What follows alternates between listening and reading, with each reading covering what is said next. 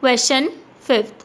Draw ray diagram when object is placed at focus of concave mirror. Give position, nature and size of image. Object को कहाँ पे place करा है? Focus पे. अपने को पोजीशन बतानी है, नेचर बताना है और इमेज के रिस्पेक्ट में अपने को ये सारी चीज़ें बतानी है. फर्स्ट ऑफ ऑल अपन ने ऑब्जेक्ट को कहाँ पे प्लेस करा है? फोकस. ये आपका ऑब्जेक्ट हो गया. ऑब्जेक्ट कहाँ पे प्लेस करा है अपन ने? फोकस पे. Parallel rays, rule 1, parallel rays principal axis के पैरेलल ये रे हो गई, कहाँ से पास होगी? फोकस से. रूल 1 अप्लाई हो गया.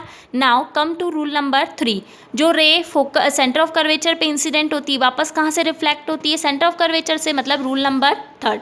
अब इसमें देखो यहाँ पे दो रे आपको, ये पैरेलल लाइन है, अब इनको कितना भी यदि आगे मैं प्रोड्यूस कर लूँगी तो ये आपको मीट होती हुई नहीं दिखेगी. तो इस केस में इमेज कहाँ मिलेगी आपको? इन्फिनिटी पे. ओके तो अब अपन यहाँ पे क्या बोल सकते हैं? जब अपन ने ऑब्जेक्ट को इन्फिनिटी पे रखा था तो इमेज कहाँ मिली थी अपने को? फोकस पे. फर्स्ट क्वेश्चन जो था, ऑब्जेक्ट को अपन ने इन्फिनिटी पे रखा था तो अपने को इमेज कहाँ पे मिली थी? फोकस में. इसका कन्वर्स, यदि ऑब्जेक्ट को मैंने फोकस पे रखा है तो इमेज कहाँ पे मिल गई आपको? इन्फिनिटी पे. तो पोजीशन ऑफ ऑब्जेक्ट कहाँ हो गया? फोकस. पोजीशन ऑफ ऑब्जेक्ट अपनी क्या था क्वेश्चन में? फोकस. इमेज अपने को, ये दो लाइन इंटरसेक्ट तो अभी हो नहीं रही है तो अपन क्या बोल सकते हैं? इमेज कहाँ पे बनेगी? कहीं भी इन्फिनिटी पे.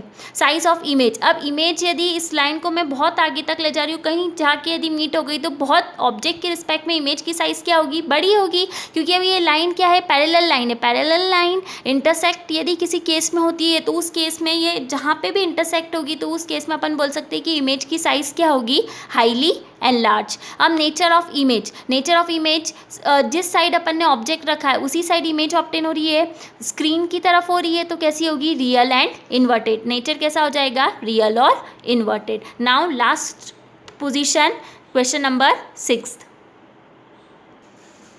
क्वेश्चन 6.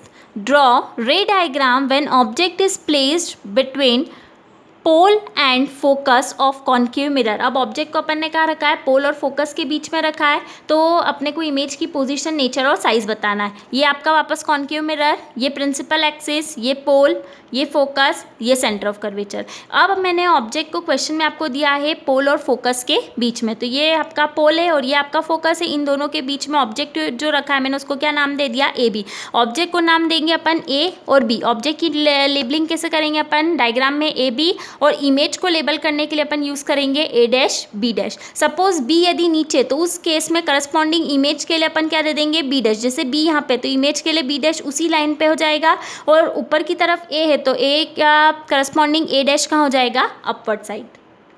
ऑब्जेक्ट को अपन ने कहाँ पे रखा है? एफ और पी के बीच में. अब इसमें अपने को लग रहा है रूल नंबर 4. अब देखो इसमें रूल 1 तो अप्लाई हो नहीं सकता क्योंकि पैरेलल रेज आएगी तो फोकस से पास नहीं हो सकती, क्योंकि फोकस तो इधर आ गया और ऑब्जेक्ट जो है वो फोकस से आगे चला गया, तो रूल 1 अप्लाई नहीं हो सकता, रूल 2 अप्लाई नहीं हो सकता, 3 नहीं हो सकता. 3 एक पहले रूल 1 2 में से नहीं लग रहा है, 3 अप्लाई नहीं हो रहा है. Now come to the rule number 4.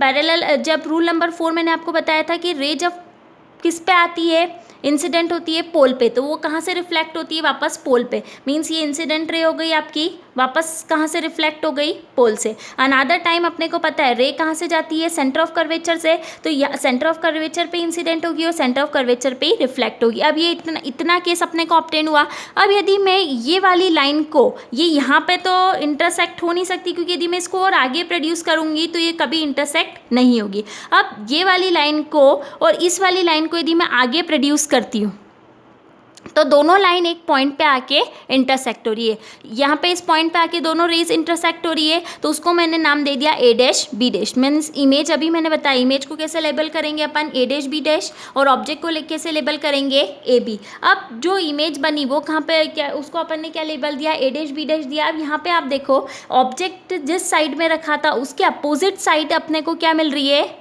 Image मिल रही है. और इमेज अब की बार अपने को डाउनवर्ड नहीं मिल रही, कैसी मिल रही है? अपवर्ड, ऊपर की तरफ बन रही है. तो जो ये एरो का जो रिप्रेजेंटेशन अभी तक अपन इमेज के लिए ऐसा इन्वर्टेड का ले रहे थे, अब इमेज जो है वो अपवर्ड है. और मैंने आपको बताया था अपवर्ड जब भी होती है तो इरेक्ट लेते हैं और डाउनवर्ड होती है तो क्या लेते हैं? इन्वर्टेड.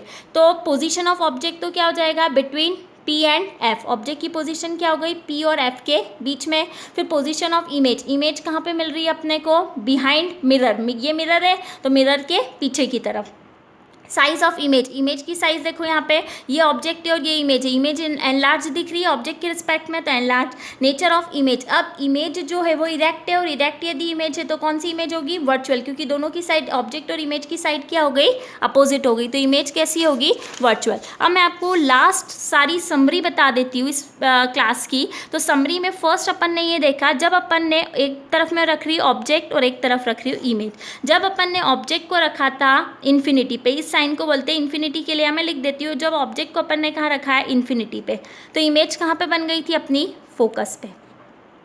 जब ऑब्जेक्ट को अपन ने रखा था बियॉन्ड सी, ऑब्जेक्ट को सी के पीछे रखा था, तो इमेज अपनी कहाँ बनी थी, between F and C, image कहाँ बन गई थी, एफ और सी के बीच में। थर्ड केस में अपन ने रखा था ऑब्जेक्ट को at C, centre of curvature पे, तो उसी केस में इमेज भी कहाँ बनी थी, सी पे। ओके मैंने आपको इस बताया था कि सेम साइज़ की इमेज है, बस ये एक ऐसा ही केस है जिसमें अपने को सेम साइज़ मिल रहा है। फिर फोर्थ इसमें मैंने आपको बताया था कि जब अपन ने इमेज को रखा था between F and C, F और सी के बीच में, तो उस केस में अपने को इमेज मिली थी बियॉन्ड सी, इमेज कहाँ मिल गई, बियॉन्ड सी।